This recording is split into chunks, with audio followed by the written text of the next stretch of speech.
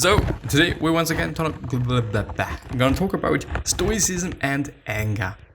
Anger because, I do have a problem with anger and I'm trying to solve that, and this is why I'm just trying to get as much information about it and on it as I possibly can. And I do think, since I'm also a pretty big advocate of Stoicism per se, that I will find quite a lot of good things there.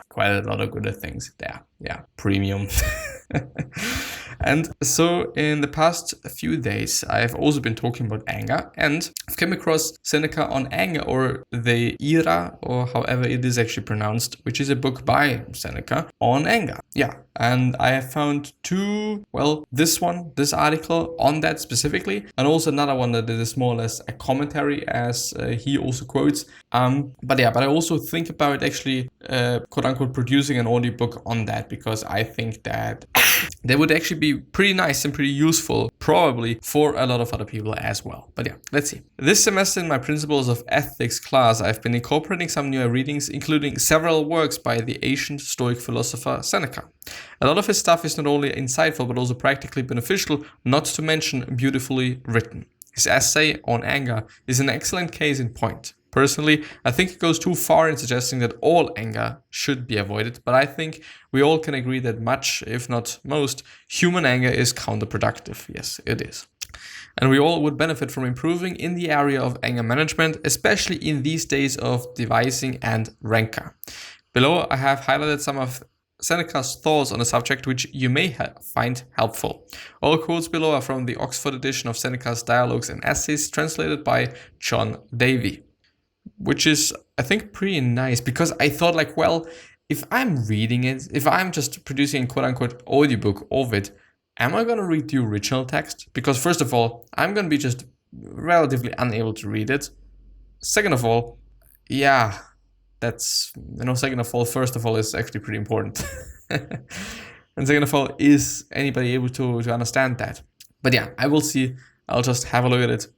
But yeah, should I actually make it bigger? Can I? Or is this only going to make things worse? It is actually, going to make things just worse.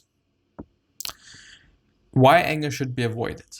First of all, anger inflicts harm on oneself. Anger makes one a prisoner of one's own passion. It is more painful to surrender to anger than to resist it. Every sense of grievance grows to self-torture. Page 32, I guess, or whatever. The anger it feels more likely to do me harm than any wrong you may do me. Page 40, I guess. Second of all, it is a sign of greatness to be resistant to all disturbances. A lofty mind, always composed and established in a peaceful location, suppresses all that produces anger, and so is moderate, well-ordered, and earns respect. None of these things will you find in an angry man. Page 23. Third, anger turns men into savages. Gaius Caesar and many other leaders have followed their anger to the most extreme cruelties, which extends even to fury on entire nations. Anger begets, quote-unquote, every sort of evil, fire and sword, trampling shame underfoot. It defines man's hands with murder and leaves no place free from crime. Page 50. And I do think those 3 points are reasonable. Reasonable, which is kind of the period. Whatever I want to say, I don't know. Anger is susceptible to our control. First of all, many others have pardoned worse sins than you have suffered. People have forgiven criminal offenses, so should I not pardon laziness, carelessness, or chattering? Page 39. Even Habagus controlled his anger when he was forced to eat his own sons, which the Persian king had killed, cooked, and served to him. Second, you're able to tolerate other forms of irresponsibility, such as a sick man's lunatic behavior, a madman's crazy words, or children petulant blows. What differences does it make? What fault is it that makes a person behave irresponsibly? Which is actually, I think, a good point. There's a lot of things that we can resist and we can do something about. So why just not do something about that as fucking well? And I'm gonna highlight it because it is then gonna be in a PDF for free down in the description, once I actually create the PDF. Yeah. Guidelines for avoiding anger. First of all, take note of the things that provoke you. It is an advantage to know one's illness and to destroy its strength before it has scope to grow. Page 27. As humor as a defense, let most efforts to be turned into amusement and jest. This is actually something that I've read before, and I've always thought like, whoa, no. I just don't really believe in that. But I don't know. I mean, if they've been talking about it for just thousands of years, there must be a bit to it, I guess. Resist the tendency to suspicion and exaggeration. Very many men manufacture complaints either by suspecting what is untrue or by exaggerating the unimportant. Anger often comes to us, but more often we come to it. The fourth one, by the way, page 28. Put yourself in others' shoes. Usually anger results from an unjustified estimate of our own worth and an unwillingness to put up with treatment we would happily inflict on others. Page 28 as well. And I do think about gratefulness, being grateful. The fifth one, remember that everyone does foolish things. Even the wisest man do wrong. No one is so ripe in judgment that his self-possession is not driven by misfortune into some heated action. Page 39. All of us are inconsiderate and imprudent, all unreliable, dissatisfied, ambitious. Why disguise with euphemism this score that infects us all? All of us are corrupt. Page 40. Which I think is totally the case. Like, we all make mistakes and we all fuck up from time to time. The sixth and also last one is remember your mortality. Resisting anger will make you more lovable, better to quote-unquote spend the brief span we have left in rest and peace. Page 50. Anyway, the one who offended you will die one day, whether or not you burn with anger toward him.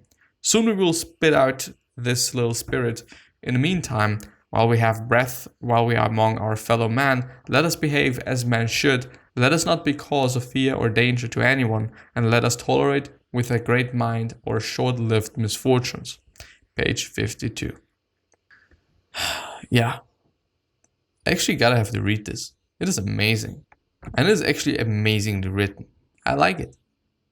Or maybe I'm gonna listen to it. But I think listening to it, especially when it is something like this, which is relatively old and maybe not that easy to understand, can be quite difficult, to be honest. But this is the other one. It is the howtobestoic.wordpress.com site. So it's apparently a free site, I assume. But there's a relatively long article on anger, or on anger. So I'm gonna read it. But now I'm able to make it a little tiny bit bigger, I guess. Yeah. Anger is a major concern for Stoics, and their attitude about it is often misunderstood, just like more broadly their take on emotions in general is. The contrast here is with the Aristotelians, who claimed that virtue lies in navigating the middle course between extremes. Concerning anger, they thought that the virtuous compromise is good temper, which lies between the unvirtuous poles of irascibility, which is too much anger, and lack of spirit, too little anger. As we shall see, for the Stoics there is no such thing as good degree of anger, but it doesn't mean that one has to be passive in the face of injustice. It will present 3 posts on this topic corresponding to books 1, 2, and 3 by Seneca. So beginning with book 1, it opens in a form of a letter to Seneca's friend Novatus, who apparently inquired about how anger could best be soothed. Seneca immediately makes clear that Novatus is right to worry. And this is a quote. It appears to me that you are right in feeling a special fear of this passion, which is above all others hideous and wild. It consists wholly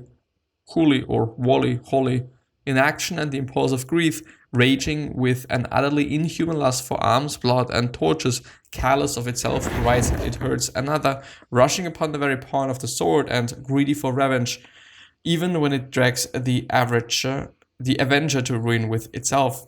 Anger is a short madness, for it is equally devoid of self-control, regardless of decorum, forgetful of kinship, obstinately engrossed in whatever it begins to do, deaf to reason and advice, excited by trifling causes, awkward at perceiving what is true and just, and very like a falling rock which breaks itself to pieces upon the very thing which it crushes.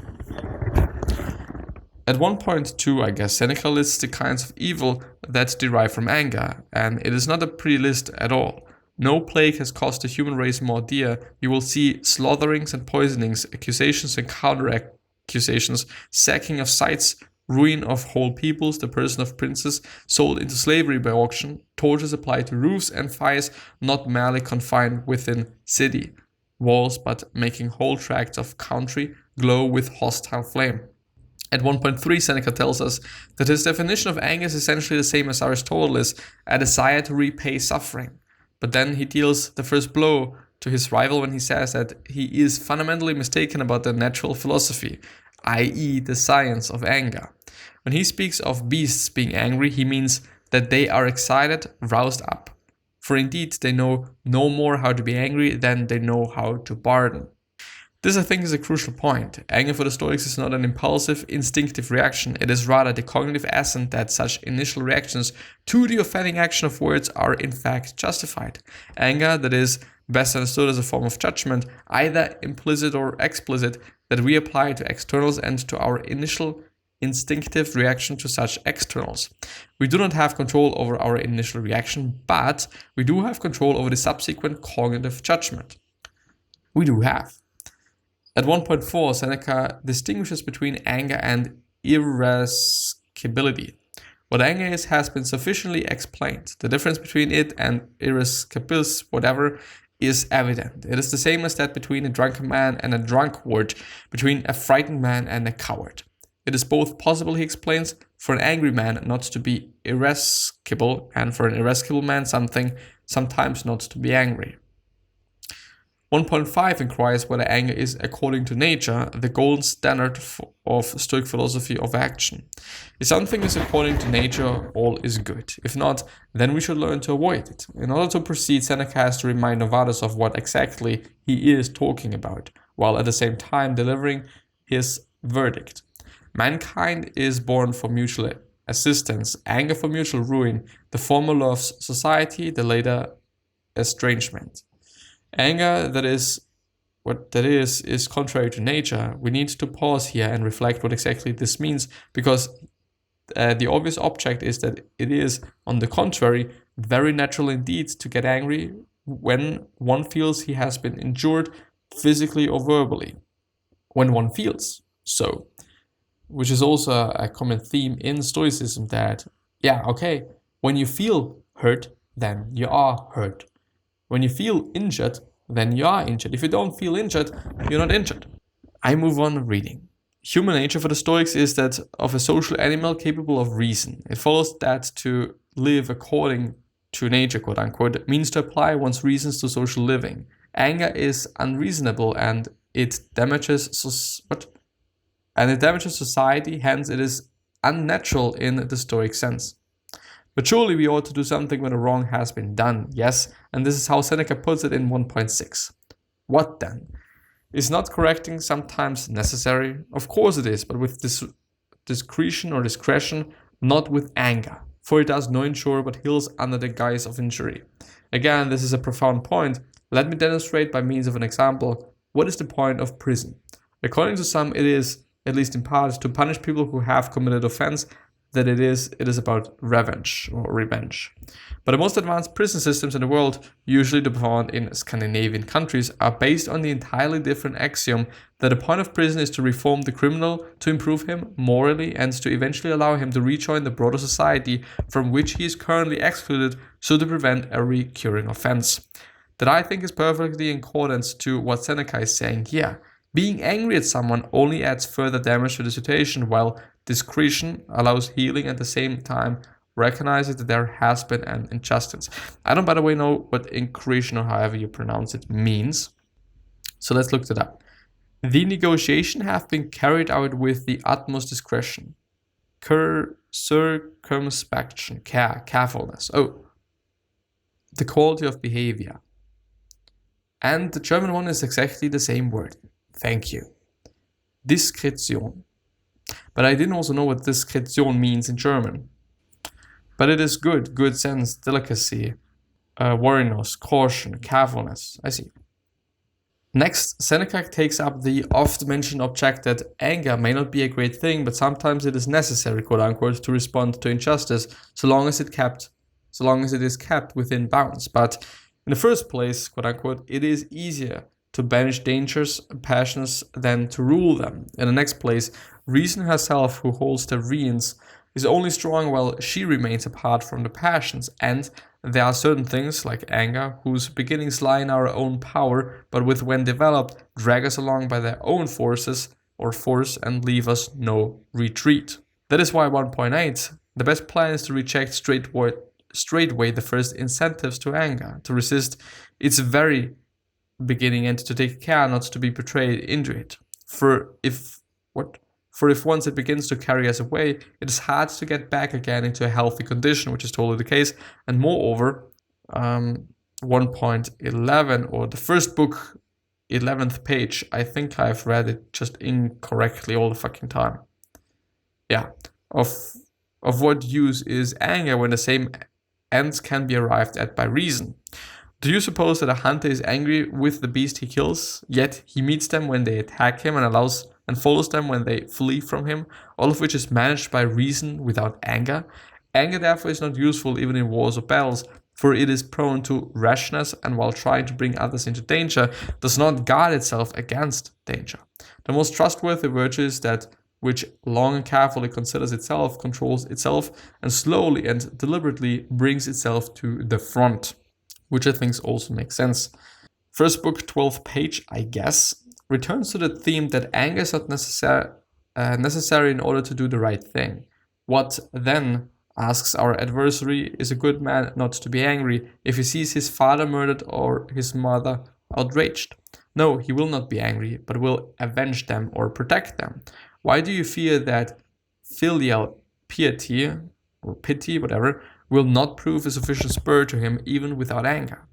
This to me is a very interesting passage, as it clearly draws the distinction between negative or unhealthy passions, pathei apparently, and positive or healthy ones, patheia, or whatever, while simultaneously making the point that Stoics were not trying to suppress all of the passions, a common misunderstanding of Stoic doctrine.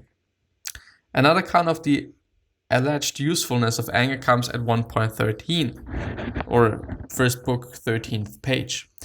Anger is useful, says our adversary, because it makes man more ready to fight. According to that mode of reasoning, then drunkenness also is a good thing, for it makes men insolent and daring, and many use their weapons better when they're worse for liquor. No man becomes braver through anger, except one man without anger would not have been brave at all. Anger does not therefore come to assist courage, but to take its place. I think the second part of this quote is both beautiful and right on the nose, so to speak. So I'm going to repeat it.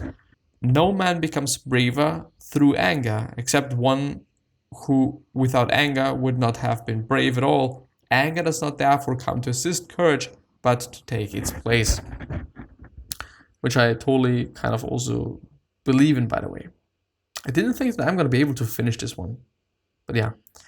At the 14th page, I guess, we see the compassionate side of Stoicism, another of those aspects of our philosophy that is grossly underappreciated. Indeed, and this is a quote, "What reason has he for hating sinners, since it is an error that leads them into such crimes? Now it doesn't become a sensible man to hate the erring. How much more philanthropic, in the sense of loving humanity, it is to deal with the erring in a gentle and fatherly spirit, and to call them into the right course instead of hunting them down. When a man is wandering about our fields because he has lost his way, it is better to place him on the right path to drive him away." This honestly blows my mind, and notice, of course, the similarities with Christian concepts of piety or pity, or whatever it is, and forgiveness. So when a man is wandering about our fields because he has lost his way, it is better to place him on the right path than to drive him away.